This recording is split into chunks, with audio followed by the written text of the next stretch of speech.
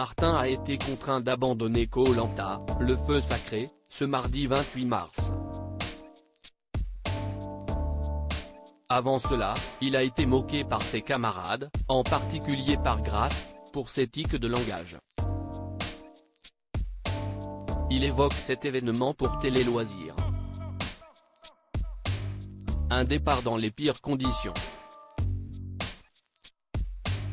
Ce mardi 28 mars, Martin a dû faire son sac et quitter les Philippines dans le 6e épisode de Koh-Lanta, le feu sacré.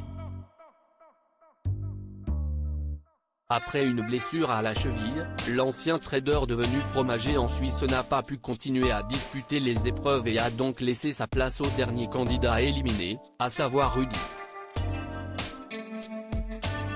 Tout au long de son aventure, le jeune homme de 30 ans a marqué les esprits par ses exploits sportifs, son engagement sur le camp mais aussi par ses tics de langage. Vous remarquerez, hey les gars, hey les gars, hey les gars, prenez une marmite. Mais tais-toi en fait, tais-toi, avait pesté Grace face caméra dans le 4e épisode. Les remarques de Grace dans Koh-Lanta 2023, ce n'est pas la fin du monde assure Martin. Interrogé par Télé Loisirs à l'occasion de son départ du jeu, Martin a accepté de revenir sur cet épisode. Je ne savais pas du tout que j'agaçais Grace. Je ne lui en tiens absolument pas rigueur, je pense qu'il y a 100 fois pire qu'agacer quelqu'un pour un tic verbal.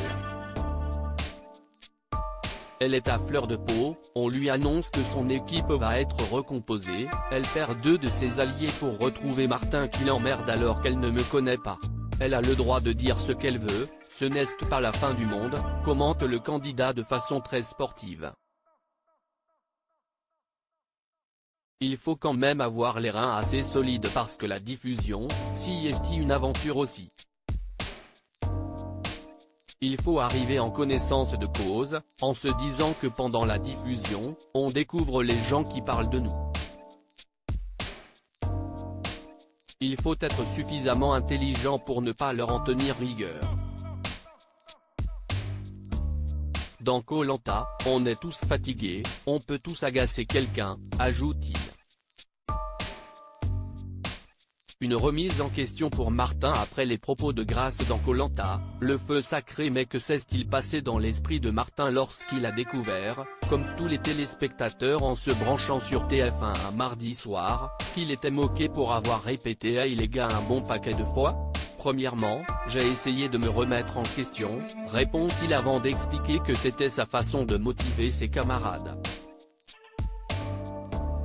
Je pense qu'il y a pire qu'un tic verbal agaçant, si on perd les épreuves, si on raconte n'importe quoi, si on prend le lead et qu'on se fait détester. Je ne pense pas avoir démérité pendant les épreuves, sourit-il.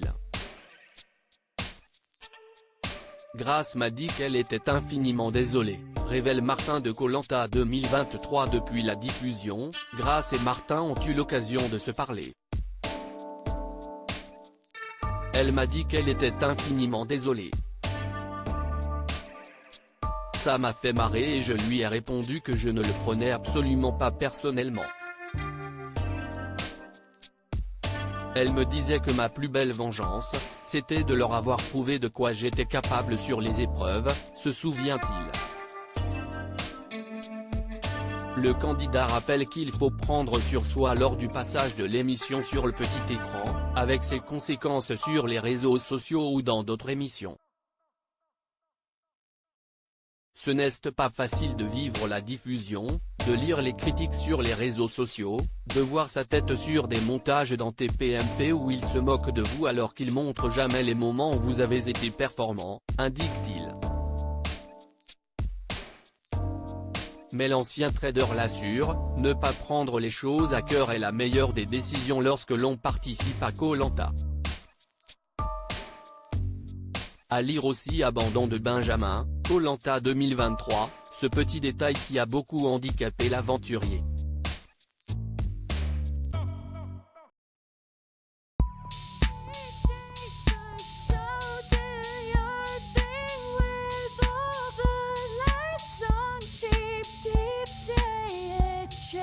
Keep You